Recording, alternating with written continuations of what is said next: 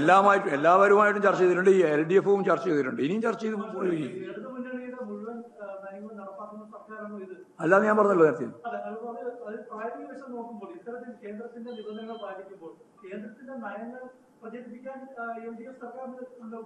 കേന്ദ്രത്തിന്റെ നയങ്ങളല്ല, കേന്ദ്ര സംസ്ഥാന ബന്ധം എന്ന് പറയുന്നത് ഫെഡറൽ സംവിധാനത്തെ അടിസ്ഥാനപ്പെടുത്തിയല്ലേ?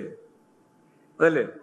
ആ നയം തകർക്കുന്ന ഗവൺമെന്റിന്റെ സമീപനത്തെയാണ് നമ്മൾ ശക്തിയിൽ എതിർക്കേണ്ടത്. അപ്പോൾ അത് എതിർക്കും. അത് എതിർത്തുകൊണ്ട് തന്നെ മുമ്പോട്ടേക്ക് പോകും. ആ എതിർപ്പിന് ഒരു തരത്തിലുള്ള വ്യത്യാസവും വരുത്തില്ല. അപ്പൊ ഇപ്പോഴും വരുത്തില്ല.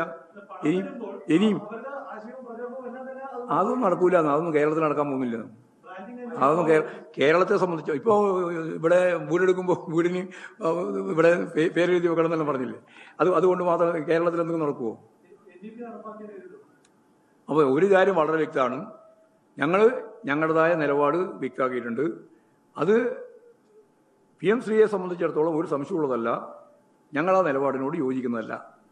എന്നാൽ ഗവൺമെൻറ് സംവിധാനത്തിൻ്റെ ഭാഗമായിട്ട് കാര്യങ്ങൾ കൈകാര്യം ചെയ്യുമ്പോൾ പണവും കിട്ടണം, നിലപാട് നടപ്പിലാക്കുകയും ചെയ്യും. എന്ന് പറഞ്ഞാൽ അവരുടെ നിലപാട് നടപ്പിലാക്കാൻ പറ്റുകയും ചെയ്യില്ല എന്ന ഒരു അന്തരാള ഘട്ടമുണ്ടല്ലോ. ആ ഘട്ടത്തെ നമുക്ക് എങ്ങനെയാണ് തരണം ചെയ്യേണ്ടത് എന്നത് CPI ഉൾപ്പെടെയുള്ള എല്ലാവരുമായിട്ടും ചർച്ച ചെയ്ത് ആവശ്യമായ നിലപാട് സ്വീകരിക്കാം എന്നാണ് ഞാൻ പറഞ്ഞത്. അല്ലാതെ അതിലൊരു കടുംപിടുത്തം പിടിച്ച് അങ്ങോട്ടും ഇങ്ങോട്ടും നിൽക്കേണ്ട കാര്യമില്ല. കൂട്ടായിട്ടുള്ള മുന്നണിയും ചർച്ച ചെയ്യണം. അതിൻ്റെ ഭാഗമായിട്ട് കാര്യങ്ങൾ ചർച്ച ചെയ്യേണ്ടി വരും. ചർച്ച ചെയ്യും. അല്ല, അത് ഉൾപ്പെടെയല്ലേ ഞാൻ പറഞ്ഞത് ചർച്ച ചെയ്യാം.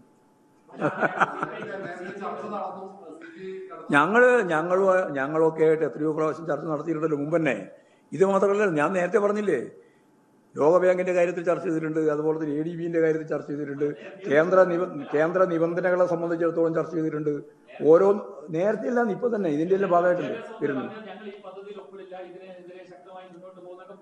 അതെ, അങ്ങനെയാണ് നിന്നത് ഇതുവരെ. ഭരണപരമായ കാര്യങ്ങൾ എന്താണെന്നുള്ളത് മന്ത്രിയോട് കൂടി ചോദിച്ചാൽ കൃത്യമായിട്ട് നിങ്ങൾക്ക് മനസ്സിലാവും. ഞാനിതിലിപ്പോ ഒന്നിനെയും ഏതെങ്കിലും തരത്തിൽ നിഷേധിക്കാനോ ഏതെങ്കിലും തരത്തിൽ അംഗീകരിക്കാനോ അല്ല പുറപ്പെടുന്നത്. നമുക്ക് മുഖ്യമന്ത്രി ഉൾപ്പെടെ എല്ലാവരും വന്ന് ഇടതുപക്ഷ ജനാധിപത്യ മുന്നണി എന്ന രീതിയിൽ ഈ കാര്യങ്ങളെല്ലാം വിശദാംശങ്ങളാകെ ചർച്ച ചെയ്ത് കാര്യങ്ങൾ തീരുമാനിച്ച് മുമ്പോട്ടേക്ക് പോകാമെന്നാണ് പറഞ്ഞത്.